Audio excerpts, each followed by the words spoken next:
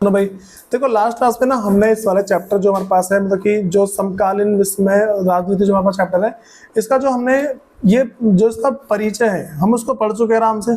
ठीक, अब जो हमारे पास जो इसका अगला आ रहा है ना भाई, मेरे पास क्या कि भाई हम पहले बात करते हैं कि दक्षिण एशिया एक्चुअल में है क्या।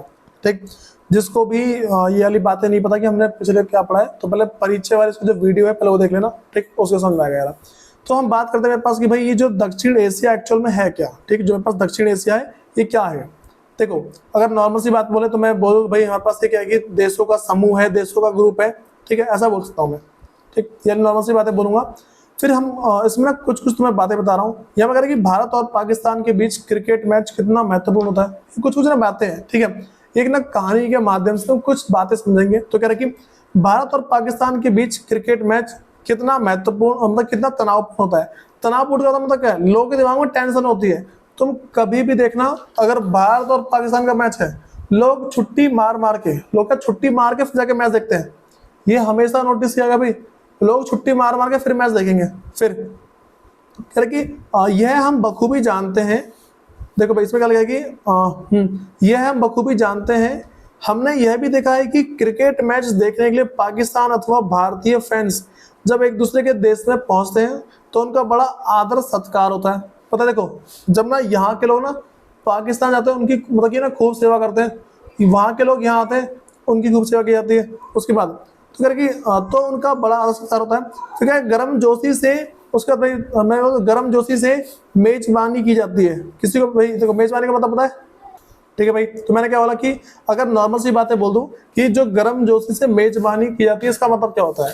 देखो, गर्म जोशी मतलब कि ना बहुत ही जोश और सत्कार के साथ मेजबानी, उनकी बहुत ही सत्कार, उनको ना मतलब कि मेजबानी का मतलब है बहुत ही उनका अच्छे से स्वागत किया जाता है। ठीक है, फिर कह रहे कि यही हाल दक्षिण एशिया मामलों का भी है।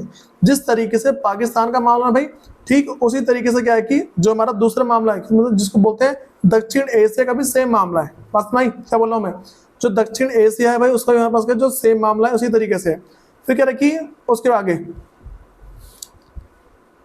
हाँ भाई यहाँ पे कह रहे कि यह एक ऐसा क्षेत्र है जहां सद्भाव और शत्रुता, आशा, निराशा, पारस्परिक शंका और विश्वास साथ साथ बसते हैं। देखो, पाकिस्तान से तो भाई हम मानते दुश्मनी है, ठीक है, लेकिन जो मेरे पास दक्षिण एशिया है, हम वहां पे वहां के दोस्तों सद्भाव रखते हैं। मतलब ना एक भावना है मन में कि हाँ भाई अच्छे लोग हैं, अच्छे लोग हैं, भावना है। उसके बाद शत्रुता भी रखते हैं भाई, दुश्मनी भी रखते हैं। ठीक, आशा भी रखते हैं। क्या बोला मैंने, जो हमारे पास बोलते हैं कि हाँ भाई किसी न किसी से आशा होना, तो मेरे शत्रुता रखते हैं, आशा रखते हैं। और निराशा भी है, किसी किसी बात में नाराजगी आती है।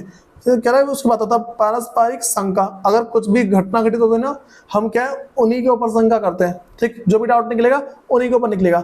अगर थोड़ा सा हम और आगे बढ़ते हैं तो पता क्या बोलूंगा मैं, फिर कह रहे कि और विश्वास साथ साथ बस। देखो शंका तो है, ठीक है, शंका के साथ साथ देखो डाउट तो है ना भाई, डाउट होने के साथ साथ तुम्हारे पास है कि विश्वास भी, मतलब कि साथ में क्या विश्वास भी है, शंका भी है और क्या विश्वास भी है। ठीक, उसके बाद भाई हम कह रहे हैं कि अगला उसके शुरुआत में हम एक बुनियादी सवाल से करेंगे। मतलब शुरुआत जो है ना, हम मतलब कि जो दक्षिण एशिया उसको समझने के लिए हम कुछ क्वेश्चन से करते हैं। तो हम बात करेंगे करें कि से करें कि दक्षिण एशिया क्या है।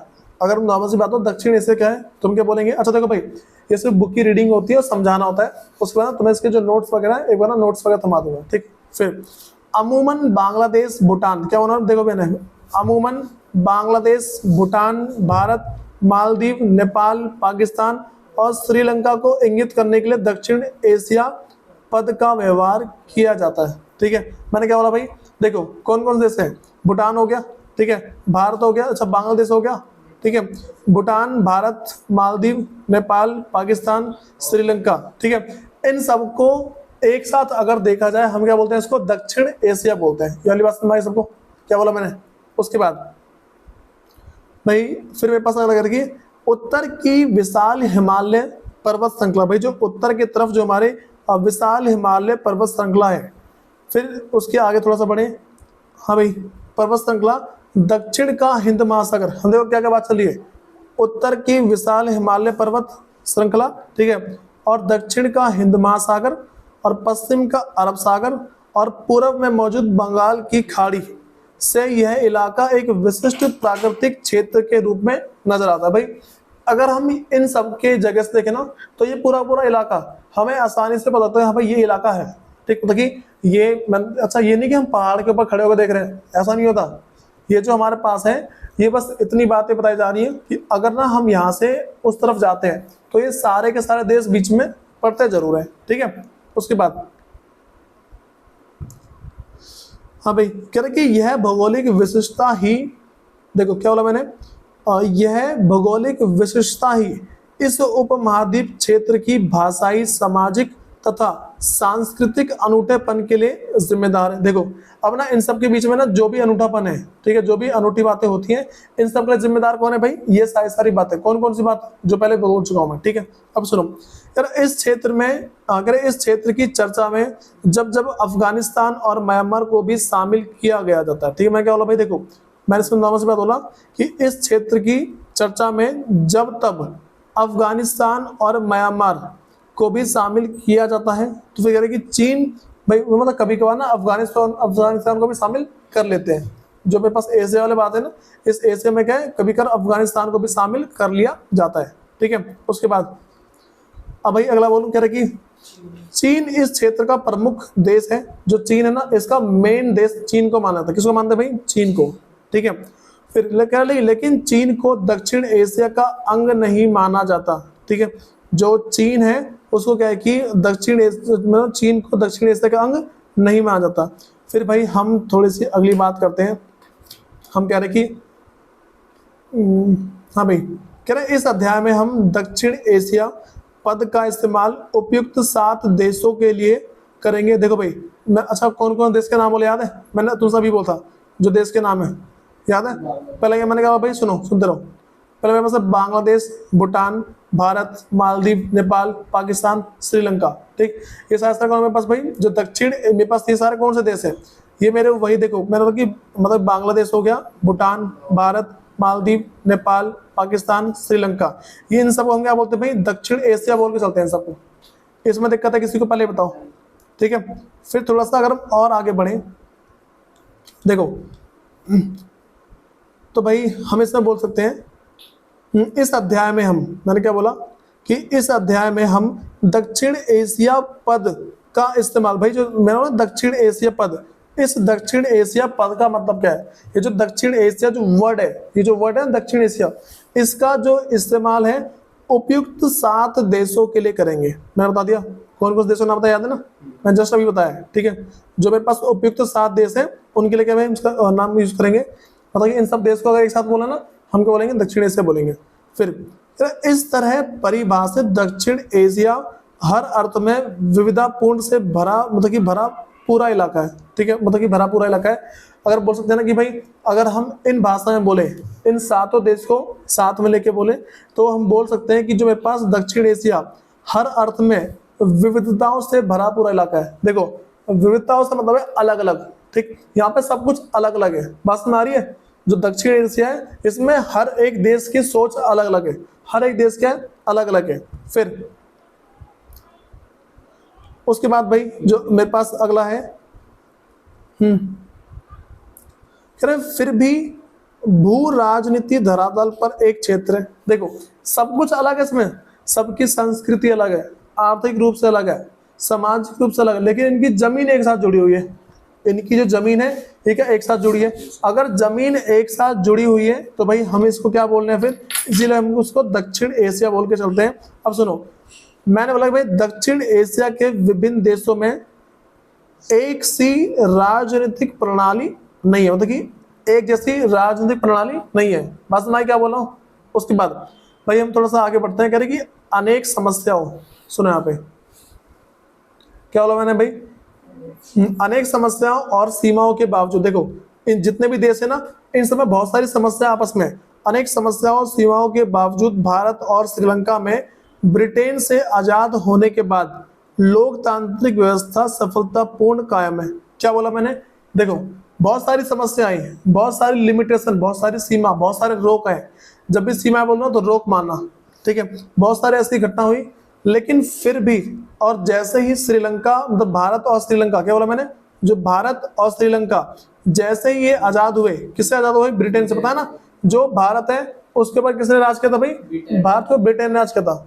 ठीक है, उसके बाद हाँ भाई, तो जैसे ही जो भारत और श्रीलंका है, भारत और श्रीलंका जैसे ही हमारे पास क्या भाई आजाद हुए थे, किससे आजाद हुए थे? ब्रिटेन से। तो ब्रिटेन से आजाद होने के बाद भी उनके देश में जो उनकी लोकतांत्रिक व्यवस्था, मतलब कि लोगों के लिए सब कुछ काम सोच के चलना, ये भी आसानी से चलती रही। ठीक है, कोई दिक्कत है इसके अंदर? फिर भाई आगे मेरे पास है कह रहा भारत में लोकतंत्र के विकास के बारे में। क्या बोला भाई मैंने?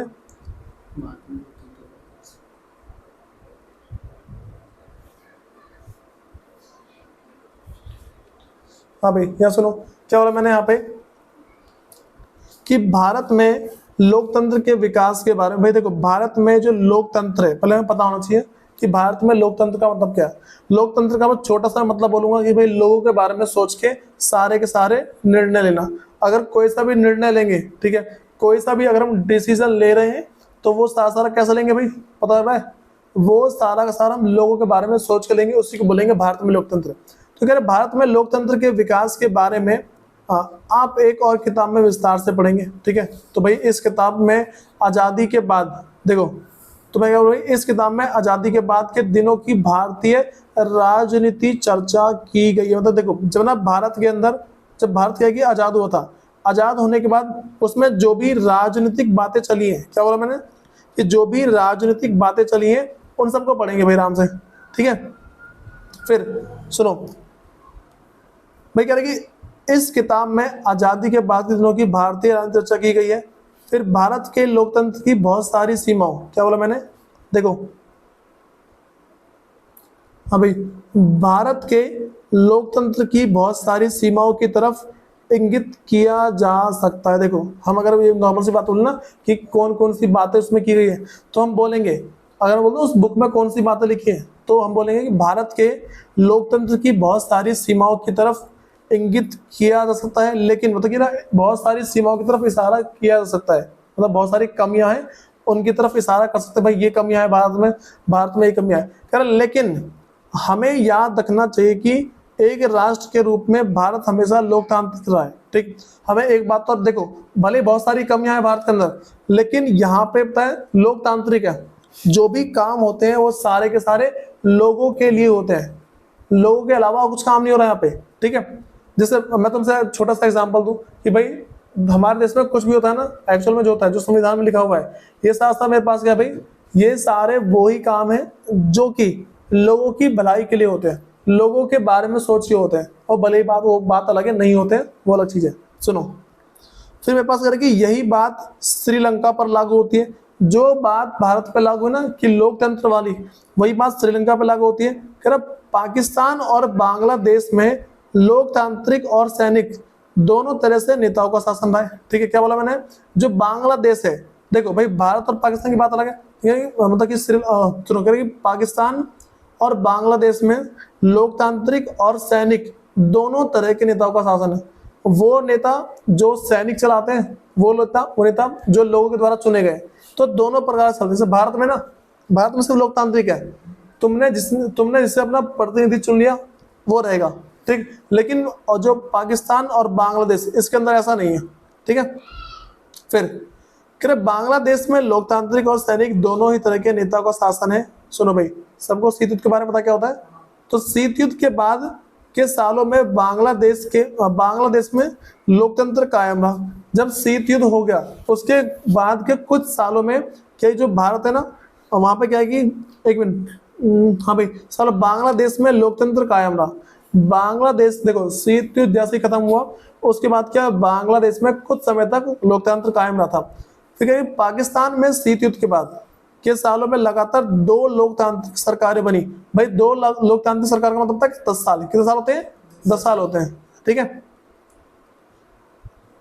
सुनो, उसके बाद तो मैंने क्या बोलता हूँ, जो पाकिस्तान है उसमें क्या लगातार 2 लोकतांत्रिक सरकारें बनी। पता है लोकतांत्रिक सरकार बनने का मतलब क्या है? लोगों ने खुद चुना था उनमें। ठीक, फिर कह रहे पहली सरकार जो है, पहली सरकार बेनजीर भुट्टो, ठीक है, और दूसरी किसकी भाई? दूसरी नवाज शरीफ। इन दो जने के नाम में के नेतृत्व में कायम हुई। लेकिन इसके बाद 1999 में पाकिस्तान में सैनिक तख्ता पलट हुआ। ठीक है, यहाँ पे क्या हुआ भाई, उसके बाद सैनिकों का दबदबा चलने लगा। ठीक है, 2008 से फिर से यहाँ लोकतांत्रिक शासन है। ठीक है, क्या बोला मैंने भाई, जो 2008 से यहाँ पे फिर से क्या है, एक लोकतांत्रिक शासन चल रहा है। फिर 2006 तक नेपाल में संवैधानिक राजतंत्र था। और अगर हम बात कर देना कि 2006 की, तो वहां पे संवैधानिक राजतंत्र था। मतलब कि ना एक तरीके से राजतंत्र है, राजा रजवाड़ों की बात चल रही है वहां पे भी क्या है, राजा वगैरह की बात चल रही है, राजा वगैरह राज कर रहे हैं वहां पे। फिर और इस बात का खतरा बराबर बना हुआ था कि राजा अपने हाथ में कार्यपालिका की सारी शक्तियां ले लेगा। ठीक, और लोगों के मन में एक खतरा था कि जो राजा है, कार्यपालिका की जितनी भी शक्तियां हैं वो क्या अपने हाथ में लेगा। अगर कार्यपालिका की शक्ति अपने हाथ में वो ले लेता है, एक खतरा लोगों के मन पे आता है कि राजा अपने हिसाब से जिसको दंडित करना चाहेगा उसको दंडित कर देगा। ठीक, और कोई कुछ बोल भी नहीं पाएगा, समझ रहे हो, और क्या कोई कुछ बोल भी नहीं पाएगा। फिर हाँ भाई, खत्म किया जाएगा। फिर क्या उसके बाद 2008 में राजतंत्र को खत्म किया गया। क्या बोला मैंने, 2008 में राजतंत्र को खत्म किया गया और नेपाल एक लोकतांत्रिक गणराज्य के रूप में उभरा। मैंने क्या बोला भाई कि 2008 में नेपाल के अंदर, कहाँ भाई, नेपाल में वहां पे राजतंत्र खत्म, मतलब कि राजा रजवाड़ों की जिंदगी खत्म। वहां पे अब चलने लगी सरकार। ठीक है, वहां पे क्या सरकार चलने लगी। फिर अगला मेरे पास अगर भाई बांग्लादेश और नेपाल के अनुभव के आधार पर, देखो हमने बांग्लादेश के बारे में पढ़ा, हमने नेपाल के बारे में पढ़ा, अब इनके अनुभव के आधार पर हम कह सकते हैं कि पूरे दक्षिण एशिया में, जो पूरा हमारा दक्षिण एशिया जो टोटल 7 देश हैं में लोकतंत्र एक स्वीकृति मूल्य बना चला है, मतलब कि बन चला है। हम क्या बोल सकते हैं, जो हमारा पूरा, जो क्या बोला भाई मैंने, जो मेरे पास जो पूरा का पूरा दक्षिण एशिया है। ठीक है, इस पूरे के पूरे एशिया के अंदर हम क्या बोल सकते हैं, देखो जो मेरा पूरा दक्षिण एशिया है, हम इसमें बोल सकते हैं कि लोगों को ना एक एशिया में लोकतंत्र एक स्वीकृत मूल्य बन चला है। देखिए लोगों को ना लोकतंत्र बहुत ज्यादा पसंद आ रहा है। ठीक है, फिर अगला मेरे पास है कि दक्षिण एशिया, सुनो भाई, दक्षिण एशिया के 2 सबसे छोटे देशों में भी ऐसे ही बदलाव की बयार बह रही है। मतलब बयार का मतलब क्या होता है, हवा। ठीक है, ऐसी हवा बह रही है, तो लोगों ने बात आ रहे हैं हाँ भाई लोकतंत्र आ जाएगा, लोकतंत्र आ जाएगा।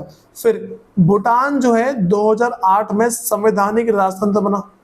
भूटान संवैधानिक राजतंत्र का मतलब है संविधान को मानते हुए, मतलब कानूनों को मानते हुए वहां पे राजाओं ने राज किया।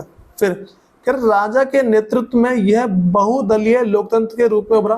मैंने क्या बोला भाई, राजाओं का राज था, तो ये जो चीज है ना, संवैधानिक राजतंत्र जो है, जो संवैधानिक राजतंत्र है, ये किसके रूप में उभरा भाई, ये मेरे पास बहुदलीय लोकतंत्र। समझो क्या होता है बहुदलीय लोकतंत्र। देखो भाई, मेरे पास जो बहुदलीय लोकतंत्र का मतलब है जिसके तरफ ज्यादा सीट होगी वो जीत जाएगा। ठीक है, अभी क्या हमारे पास ये चलता है। ठीक है, फिर कह रहा है कि दूसरा द्वीपीय, क्या बोला मैं भाई, मेरे पास जो दूसरा द्वीपीय देश, भाई अगला कौन सा देश मेरे पास देश है भाई, मालदीव। ठीक है, तो कह रहे दूसरा द्वीपीय देश मालदीव 1968 तक सल्तनत हुआ करता था। सल्तनत का मतलब क्या है, सरकार चला रही, मतलब कि सल्तनत कह रहा हूँ, वहां पे किसी ने किसी की एक ना किसी का हुक्म चल रहा है वहां पे। ठीक, वहां पे सल्तनत किसी राजा रजवाड़ों का राज था। फिर 1968 में यह एक गणतंत्र बना और यहाँ शासन की आध्यात्मक प्रणाली अपनाई गई। मैंने क्या बोला भाई कि यहाँ पे 1968 में यह एक गणतंत्र बना। ठीक, बोलते हैं मतलब कि गणतंत्र पूरा एक देश बन गया, पूरा एक राज्य बन गया, वो बन गया। फिर और यहाँ शासन की अध्यक्षात्मकता प्रणाली अपनाई गई और शासन की एक अलग ही प्रणाली अपनाई गई। फिर भाई 2005 के जून की बात करें, 2005 के जून में मालदीव की संसद ने बहुदलीय प्रणाली को अपनाने के पक्ष में एक मत से मतदान किया। क्या बोला मैंने, देखो वहां पे अगर बोले कि यहाँ बता रखा है कि जून के महीने में मालदीव, 2005 जून के महीने में मालदीव की संसद ने बहुदलीय प्रणाली अपनाने के पक्ष में एक मत से मतदान दिया। ठीक है, मतलब कि बोला हाँ भाई चलो ठीक है, चल जाने दो, कोई दिक्कत नहीं है। मैं जो मतलब कि मैं बोला कि वहां पे बहुदलीय प्रणाली चलानी थी, तो बहुदलीय प्रणाली चलने दो। फिर कह रहा है कि मालदीवियन डेमोक्रेटिक पार्टीज को मतलब कि MDP बोलते हैं। क्या बोला मैंने, मालदीवियन डेमोक्रेटिक पार्टी, एमडीपी का देश के राजनीतिक मामलों में दबदबा है। इनका क्या भाई देखिए ना, राजनीति में दबदबा था इनका पहले से, मतलब इन सबको राजनीति कैसे करनी है इनको सारी बातें पहले से पता थी। फिर करिए एमडीपी ने 2008 में हुए चुनावों में जीत हासिल की। हाँ 2018 में, 2018 के जो चुनाव है ना उसमें जीत हासिल कर ली। ठीक, फिर अगला मेरे पास है भाई, क्या दक्षिण एशिया में लोकतंत्र का रिकॉर्ड मिला जुला रहा। भाई जो दक्षिण एशिया ना वहां पे क्या जो भी लोकतंत्र है उनका रिकॉर्ड क्या है, थोड़ा सा एक जैसा था, सबका जो रिकॉर्ड था वो क्या सब एक ही जैसा था। फिर इसके बाद भी इसके बावजूद दक्षिण एशियाई देशों की जनता की आकांक्षाओं में सहभागी है। क्या बोला मैंने कि दक्षिण एशिया में लोकतंत्र का रिकॉर्ड मिला जुला रहा, इसके बावजूद भी जो दक्षिण एशिया है, ठीक, दक्षिण एशिया देशों की जनता, दक्षिण एशिया टोटल 7 है ना, तो उन 7 देशों की जनता लोकतंत्र की आकांक्षाओं से मतलब आकांक्षाओं में सहभागी है। भाई इन सब ने क्या किया कि लोकतंत्र को बहुत सपोर्ट किया, बोला हाँ भाई लोकतंत्र बढ़िया है, लोग खुद चुनते हैं। पता है अभी हमारे देश में लोकतंत्र है, भारत के अंदर लोकतंत्र है। लोकतंत्र से क्या होता है कि हमें जिसको चुनना है उसको चुन लेंगे, हमें कोई दिक्कत नहीं आती है। बात समझ आगे। फिर भाई कह रहा है कि इस क्षेत्र के 5 बड़े देशों में हाल ही में एक सर्वेक्षण किया गया। ये जो हमारे पास जो दक्षिण एशिया का जो क्षेत्र है, ठीक, इसमें एक सर्वे किया गया, लोगों से ना मिल के एक बातें पता लगा गई। फिर कह रहा है कि सर्वेक्षण से यह बात जाहिर हुई, सर्वेक्षण से ये वाली बातें पता लगी कि इन 5 देश में लोकतंत्र को व्यापक जन समर्थन हासिल है। इन 5 देश में पता लगा कि भाई जो यहाँ की जो जनता है, मैंने क्या बोला देखो, मैंने ये बोला कि इन 5 देशों में लोकतंत्र को जन व्यापक समर्थन, 5 देश ऐसे जिनमें जनता का समर्थन, लोग चाहते हैं कि हाँ भाई यहाँ पे लोकतंत्र चलाओ, कोई नहीं बोलता कि राजतंत्र चलाओ। ऐसा तुमसे बोल दिया कि आज के बाद तुम्हारे पर राजा राज करेंगे, तो भाई ये बोले क्या राजा राज करेंगे, राजा कभी भी आएगा कुछ भी बोल देगा तो तुरंत लागू हो जाएगा वो तो। लेकिन यहाँ पे अगर सरकार है, लोकतंत्र है, ठीक है, तो हम लोकतंत्र में क्या बोलेंगे कि हाँ भाई ठीक है, अगर सरकार कुछ करेगी ना तो हम क्या उसमें बोल सकते हैं कि भाई तुम ये गलत कर रहे हो और तुम ये सही कर रहे हो। ठीक है, फिर करेगी इन देशों में हर वर्ग, मतलब जो भी कैटेगरी के लोग हैं ना, पता है SC ST OBC माइनॉरिटी, ये तुम्हारी कैटेगरी है, ये वर्ग है। ठीक है, और धर्म, भाई धर्म हिंदू मुस्लिम सिख ईसाई ये धर्म है, और नागरिकों क्या, और नागरिक लोकतंत्र को अच्छा मानते हैं। ठीक है, इसमें क्या जो नागरिकों का लोकतंत्र है उसको अच्छा मानते हैं। फिर कह रहे कि प्रतिनिधि मूलक लोकतंत्र की, भाई सुनो मेरे पास क्या है, प्रतिनिधि मूलक, अपने प्रतिनिधि को खुद चुनने का लोकतंत्र। ठीक, हम अपने प्रतिनिधि को, हम अपने नेता को खुद चुन सकते हैं, तो प्रतिनिधि मूलक लोकतंत्र की संस्थाओं का समर्थन करते हैं। ठीक, जो जितने मैंने 5 देश का बोला ना, भाई जो 5 देश है वो क्या है कि जो प्रतिनिधि मूलक को अपनाते हैं, भाई समझ रही बात क्या बोल रहा हूं मैं, प्रतिनिधि मूलक को अपनाते हैं, तो प्रतिनिधि मूलक लोकतंत्र की संस्थाओं का समर्थन करते हैं, इनको बोलते हैं कि हाँ भाई यही होना चाहिए। इन देशों के लोग शासन की किसी और प्रणाली की अपेक्षा लोकतंत्र को वरीयता देते हैं। क्या बोला मैंने, शासन के कोई और तरीके भी होंगे। जो ये जो 5 देश मैंने बोला ना, ये 5 के 5 देश ऐसे हैं जहाँ पे शासन के बहुत सारे तरीके हैं, लेकिन ये किसको सपोर्ट करते हैं भाई, लोकतंत्र को। किसको देते हैं भाई, लोकतंत्र को वरीयता देते हैं। मतलब वरीयता का मतलब प्रायोरिटी, क्या इसका मतलब इंग्लिश में प्रायोरिटी, मतलब कि पहले नंबर पे लोकतंत्र को रखते हैं। फिर कह रहे कि और मानते हैं कि उनके देशों के लिए लोकतंत्र ही ठीक है। और क्या मानते हैं, उनके देशों के लिए लोकतंत्र ठीक है। पता है तुम सबको, जैसे मान लो तुम्हारा भारत देश है, ठीक, अब इस भारत देश के अंदर भाई तुम पता है नेता वगैरह को गाली देते हो। ठीक है, जो तुम्हारे पास मतलब कि नेता वगैरह हो गए, राजा वगैरह हो गए, मतलब कि जो भी ना, तुम किसी भी पॉलिटिक्स वाले को गाली राम से देते हो। भाई अगर किसी और देश में ट्राई मारोगे ना, सीधे तुम निपटा दिए जाओगे तुरंत ही। हमारे देश में लोकतंत्र है, अगर लोकतंत्र है तो भाई अगर हम बोल रहे हैं कि हाँ ठीक है हम कुछ भी कर सकते हैं, तो यहाँ पे तो ठीक है खूब गाली दे रहे हो नेता को। लेकिन अगर तुम ये सोचो ना कि हाँ भाई किसी और देश में जाके वहां की तुम सरकार को, नेता को गाली दो, भाई तुरंत ही वहां पे तुम्हारा सर कलम होगा, कुछ नहीं है। ठीक है, ये बात पता लगी पहले। फिर सुनो भाई, तो क्या कि इन देशों के लोगों को शासन, हाँ भाई शासन की किसी और प्रणाली की अपेक्षा लोकतंत्र की वरीयता है, मैंने ये बातें बता दी। ठीक है, कह रहा और मानते हैं कि उनके देशों के लिए लोकतंत्र ही ठीक है। ठीक, फिर ये निष्कर्ष बड़े महत्वपूर्ण है भाई, जो मैंने बातें बताई ना ये बहुत ही महत्वपूर्ण बातें हैं कि किन किन मतलब कौन कौन से देश चाहते हैं कि लोकतंत्र हो, वहां के नेता चाहती है या वहां की जनता चाहती है। तो जो मैंने 5 देशों के नाम लिए वहां पर उनकी जनता चाहती है। ठीक है, महत्वपूर्ण है क्योंकि पहले से माना जाता रहा है कि लोकतंत्र सिर्फ विश्व के धनी देश हाँ भाई देशों में फल फूल सकता है। मैं देखो पता है लोग ना ये मानते हैं कि जो लोकतंत्र ना सिर्फ अमीर देशों के लिए, जो लोकतंत्र है वो क्या सिर्फ अमीर देशों के लिए। बात तुम्हारी क्या बोला, जो लोकतंत्र है वो सिर्फ अमीर देशों के लिए। फिर क्या इस लिहाज से देखें तो दक्षिण एशिया के लोकतंत्र के अनुभव से लोकतंत्र की वैश्विक कल्पना का दायरा बढ़ा है। ठीक, अगर हम इसी तरीके से बोले ना तो हम बोल सकते हैं कि भाई जो मेरे पास जो दक्षिण एशिया है वहां का जो लोकतांत्रिक दायरा हो गया भाई बढ़ गया है। लोकतांत्रिक दायरा बढ़ने का मतलब है कि जो लोग है ना वो लोकतंत्र में ज्यादा विश्वास करते हैं, वो इन बातों पे भाई ज्यादा विश्वास करते हैं कि ये बोला जाए ना, देखो वो क्या है, इन बातों पे बहुत विश्वास करते हैं। वो ऐसा बोलेंगे कि हाँ भाई हम चाहते हैं कि तुम लोकतंत्र कायम करो।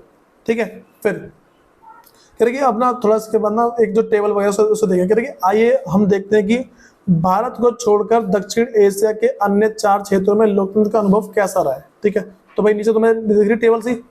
ठीक, सबसे पहला मेरे पास जो भाई इसमें क्या रखा है SDG। सुनो पहला देश के नाम है, तो विश्व में जो विश्व है, ठीक है, विश्व में कौन कौन सी बातें आ रही है पहले मेरे पास है। सबसे पहला वैसे बोल दूं तो कह रहे जन्म के समय आयु प्रत्यक्ष वर्षों में सबसे पहला जो विश्व में 72% है। ठीक, विकासशील देश है 70%, विकासशील देश का जो विकास कर रहे हैं एक तरीके से। ठीक है, फिर दक्षिण एशिया में कितना है ये बताओ हम क्या पढ़ रहे हैं, 1 साल के अंदर मतलब कि जन्म के समय आयु प्रत्याशा मतलब कि जिंदा रहने के मतलब कि ना जो उनकी एज वगैरह कितनी कितनी बताए, बस एक डाटा चेक कर रहे हैं और कुछ नहीं है। ठीक, देखो मैं तुम्हें सब पहले सारी बताता हूँ। पहला मेरे पास है SDG 3, अगला है SDG 4.6। ठीक, उसका अगला है SDG 4.1, 8.1, 3.2, 3.3, फिर क्या है 1.1। ये सारी बातें मेरे पहले में क्या लिखा भाई, पहले में कि जन्म के समय आयु प्रत्याशा, जब वो पैदा हुए ना तो उनकी आयु कितनी लंबी तक चली है। ठीक, अगला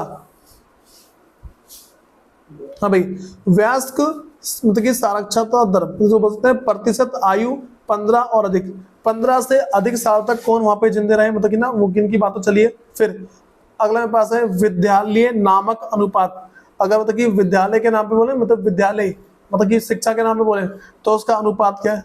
ठीक, अगला भाई जिसको बोलते हैं GDP। ठीक, तो क्या 2011 तुलनात्मक क्रय शक्ति डॉलर में, भाई हमें ध्यान रखकर चलना GDP को हम डॉलर में नापते हैं, किसको नापते हैं डॉलर में। फिर अगला मेरे पास है बाल मृत्यु दर, कितने लोग मरे। ठीक है, 2016 की बात है। फिर टीबी का फैलाव, भाई कितना मतलब कितना टीबी की बीमारी फैली है। ठीक, फिर उसके बाद जो अगला है भाई हम उसका अगला बोल रहे हैं कि 1.90 डॉलर प्रतिदिन से कम में जीने वाली जनसंख्या। ठीक है, मतलब इतना बोल रहे हैं इससे कम कौन कौन जिंदा रहा है। फिर मानव विकास सूची में स्थान, तो भाई हम ना अब एक एक जितनी भी लाइन है सबको पढ़ते हैं।